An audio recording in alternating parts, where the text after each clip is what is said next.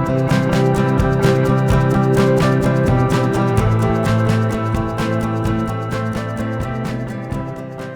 guys, welcome to Healthpad's first video podcast. My name is Sonali Tiwari and I will be running these podcast series.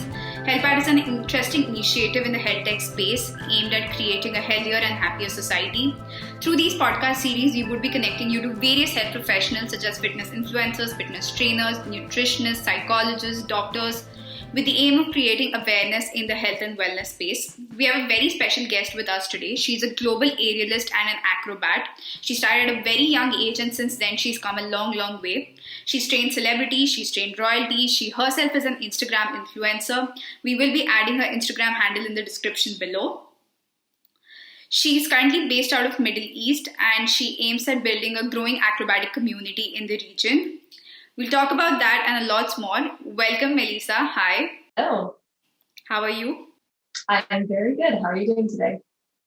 I'm very well, Melissa. Thank you for asking. Now, before we get into aerial acrobatics and what are the health benefits associated with it, what are the risks, and how do you go about your own training, I think we would want to understand a bit more about your background. When did you start? How did you get into it? And what are you currently doing? All right. I began as a gymnast and dancer and then started aerial in 2011 at the recreation level. I'd always been attracted to circus, but as a child, there was not the availability for classes that you see today. So although I did perform publicly, it wasn't until I decided to attend circus school in London, UK in 2016 that I actually considered myself a professional circus artist and aerialist. Following the UK, I attended an exchange program at Beijing International Art School, and I've also since attended École Nationale de Cirque in Montreal in Canada and Pitch Patch Circus School in the US. I've been very privileged to have trained all over the world with so many incredible artists. It's a true testament to the openness of our community that I have been able to couch surf with so many of the people that I've met. I've taught all through Europe, Western Canada, the US, and Asia, mostly in the GCC. And I've absolutely loved being a part of the communities I've traveled to, and it has been amazing to see the students develop and keep those relationships strong. I love being inspired by my students, and it is an honor to know that I play a role, however small, in an artist's journey. Thanks, Melissa. From what it looks like, you have a very rich, diverse experience in not just aerial acrobatics, but also in a lot of other art forms such as yoga, dance, gymnastic, and we look forward to learning a lot from you through this podcast. Now, getting into aerial acrobatics particularly, right? So we've seen a lot of aerial acrobatics in a lot of dance reality shows and a lot of circus performances. And that is something which we are always awestruck by, right? Someone up there in the air performing all those stunts. That is something which is sort of enigmatic. It is not something which is a commonplace art form or a commonplace sport. Okay. Before that, I have one question about aerial acrobatics. Would you consider it as an art form or as a sport? I know there's a similar discussion around yoga as well. I know aerial acrobatics has various creative iterations and it is used in various dance forms and various dance amalgamations as well. But I'm sure it must be having certain set of rules and regulations which can make us regard it as a sport. So where would you slot it, or would you consider it as a combination of both an art form as well as a sport? I would definitely consider aerial as both an art form and as a sport. There are absolutely technical elements of aerial acrobatics that should be adhered to when training. But within that, there are so much flexibility in how you perform both technical and non-technical elements. And this is the beauty of circus. If you have a weakness in something, instead of hiding it, you can actually choose to exploit it. So if bent knees and flexed feet are an issue, create something that incorporates that into a piece. So it's not about so much about what you perform, so much as how you perform. And it's been interesting to me as a performer to see what pieces or elements of an act my audience remembers even years later.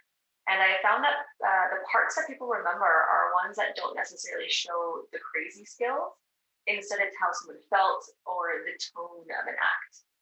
Now, that being said, anyone who has done aerial knows that it takes some serious stamina and endurance to perform a fully fledged act. You definitely want to be physically fit and in good condition to push your body.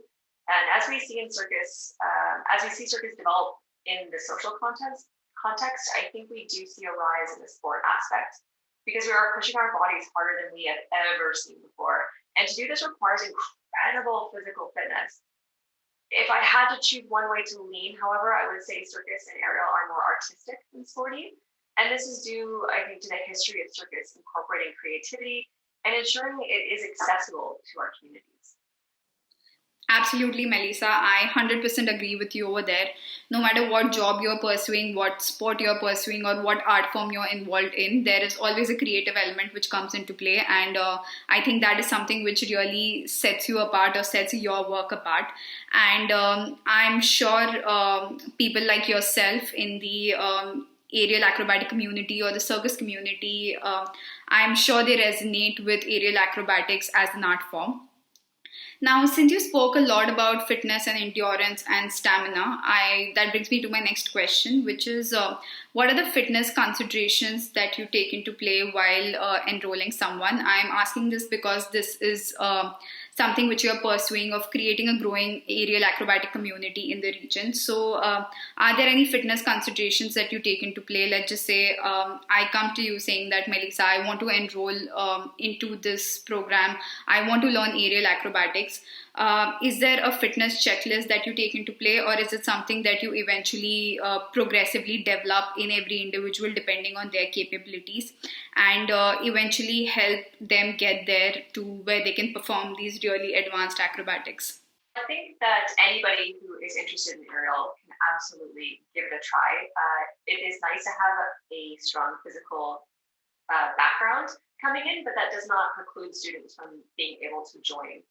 And I think the health benefits of aerial are incredible. I mean, anything that gets someone moving is, of course, going to be a health benefit. So it just depends on the kind of classes, I guess, that you're looking for. Aerial, I think, is amazing because everything you're doing incorporates every part of your body. You're using your strength, your endurance, balance, flexibility, stability, creativity, and moving your body into incredible shapes and movement patterns that you just don't see when you're doing static conditioning, like lifting weights. And I think this is where it gets really exciting because it's no longer a workout, which can feel stagnant and, yes, perhaps a little boring. Instead, you're pushing everything you have and using your brain to understand where your body needs to move to get to the next step or get out of the wrap or move into another position. And you get to dance and you get to fly through the air. And that's incredible. So even for students that are just starting out and potentially have not done any physical movement, I absolutely think that aerial can still be used as a way to both work out and to have fun and to enjoy yourself. It's meant to be that way. It's not meant to be something that makes you feel bad about your body. It should really take advantage of what you have to offer, and everybody has something to offer in the circus world. I think physically, because aerial incorporates the whole body, students do gain a lot of upper body strength lifting their own weight, including back, shoulders, and abdominals, which can help those with back pain. We stretch so many different ways that students have an opportunity to really target areas that we don't normally move. And of course, there is the cardio and endurance element of staying up in the air and moving. So students can absolutely hope to really get to that point where they feel physically strong and active. And of course, you're going to get better the more that you do. Thanks, Melissa. I'm sure that's very encouraging for all our viewers who would be considering taking this art form up. So, from what I could derive from whatever you've said so far, is that there are no fitness constraints and there are no age constraints when you have to just enter the sport. Anyone can do it at any point in their lives, and irrespective of their physical state. And of course, stamina and endurance is something which you will build progressively while you are pursuing this art form. There are definitely no constraints. That is the beauty of circus, is that it is really meant to be creative and for community building, and so everyone can be a part of that. And everyone, again, does have something to offer. If you can move your body in any way, and you're creative and excited to try something new, then absolutely that is an activity that is meant for you. And of course, the more you do, the more strength that you gain over time, and the more confident you become. I get what you're saying, Melissa, and I think the reason I asked this was because whenever we talk about aerial acrobatics or aerial performances or even gymnastics and pole dancing for that matter of fact, these are some of the things which we've seen on TV, we've seen in a lot of circus performances and a lot of theatre performances, but it is something which we always look with a lot of awe with it's something which is very enigmatic. It is something which seems very far-fetched. Most of us cannot associate ourselves performing those activities or performing those stunts, mostly because I think many people have this apprehensions that you have to be really physically fit to do those things, you have to be lean, you have to be super young to start this training. People start training for these things at a very young age, and these are some of the myths that people have, and I think a lot of those myths are busted through our conversation today, so thank you for that. The age, absolutely. There is no age consideration for circus. You can start at any age, and some of the best aerialists I know started in their late 20s, early 30s, even later. And again, some of the top aerialists are still in their 50s. So it really does not matter about age, anytime, any day. Thanks, Melissa. I'm sure that's super assuring and super encouraging for all of our viewers who might want to take this up. Now, I'll move on to the next question, which is more around the risk associated with it. Of course, it is something which is beautiful. It is something which, we all find super interesting, super enigmatic. But I'm sure the fact that, you are up there 15 to 20 feet above ground level and probably much more than that, that is a scary thought, right? And performing all those stunts high up there. So what are some of the risks associated with aerial acrobatics, and what are some of the safety measures that you guys follow in your own training and coaching centers? As with any physical movement, there will be risks involved with physically moving and equipment. And these can absolutely be mitigated by working with a company that has proper rigging, safety, and training. Crash mats are huge. Aerialists fall. It's part of the learning process, and it is so much fun. I have so many videos just on falling, and as with everything else, there's a certain way that you want to try and fall, and something that you do want to practice and train. But understanding the risks allows students and teachers to really prevent injuries, ensuring instructors know how to go through movement progressions so that students have the fundamentals and understand what their body is doing is absolutely key. Proper warm-up and conditioning are also incredibly important to ensure that you're training muscles in the right way to support movement. And of course, taking care of your body, adequate sleep, hydration, cooling down, and stretching are all really important components of this. Yep, I get what you're saying, Melissa, and I think that's with any sport or anything that you do, right? I think safety and precautions is something which you need to make sure, irrespective of the sport that you're pursuing or the art form that you're pursuing, and definitely there will be injuries, but I think the focus should be on keeping these injuries as minimalistic as possible, so as to not hamper the growth or hamper the continuation in pursuing that particular sport or art form.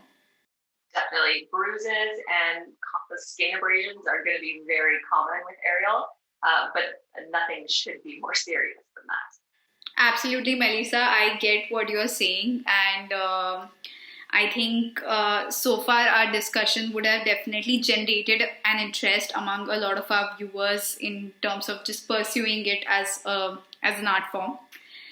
So we've spoken about the benefits, we've spoken about the risk. I now want to ask you, what would your advice be, since you yourself are a coach, a trainer? What would your advice be to someone who has just started out pursuing aerial acrobatics, or someone who's interested in pursuing it as an art form? Let's do it and do as much of it as you can. I know when students begin, it can really feel tough to even get onto the apparatus, and yes, it can be painful. There is definitely a learning curve. So while your skin might be screaming to stop, take some time to get used to it and really enjoy the amazing upsides. You can swing and fly and do the coolest things. And when you're done, you don't realize how much time went by and how hard you've been working. And if you try a class and find it's not for you, there are so many other aerial apparatuses and instructors to choose from. So really, sometimes it just takes a few tries to find something that jives with your spirit and creativity. Thanks, Melissa. I hope conversations like these definitely help us in generating awareness about acrobatics and aerial acrobatics. Definitely stir some attention and get a few people to really enroll and take this art form up. Now, since we spoke about coaching and training, I want to understand the effects of the COVID-19 pandemic. Since you're based out of Saudi Arabia, have the training centers and the coaching centers resumed over there? Are you having in person sessions? I know the situation in Doha. A lot of gyms have opened up. I cannot say about the other coaching and training centers, but how are things back there? This in relation to COVID or just in general? In relation to COVID, I'm sure you all would have paused all forms of in person training during this period, right? So I do have a small private pole studio that is still currently closed. I do teach yoga and dance, and those classes have resumed with just a smaller capacity, and aerial classes as well. So we're tending to do more private classes so that students don't have to share as much equipment, and just be a little farther apart in distance from one another because that aerial space is really quite small. I do believe that there are studios in Jeddah that have also opened for various programs, dance, pole, and aerial. And I think that as we get more comfortable in Kingdom and people are showing to be healthy and taking the proper precautions, that more classes will also resume. And that includes, I think, for the gym and recreation facilities as well. Yes, absolutely. So you spoke about training students in yoga and dance as well. So is this just limited to people who are based out of Saudi Arabia, or it is open to all? Considering I'm assuming that it is currently happening online. It's taking place in person. So I am teaching students that are currently in Saudi, where I am located. I had looked at taking online classes, but I am in a position where I'm very lucky to have other work and other sources of income that I'm currently working with. So I do have colleagues that have been working at studios that are self-employed that are also doing online classes. So I have been trying my best to support those individuals that are really relying on those online classes to make some kind of income because circus has really been hit hard by COVID in so many ways. And it's been really challenging to see studios and individuals function and meet and make ends meet. So I've been really trying to support those individuals with online classes a lot through the UK and through Canada and the US. Okay, okay, that's great. I think COVID has affected a lot of industries, and we can just hope and pray that whatever new normal we come out into, we are able to make the best of it.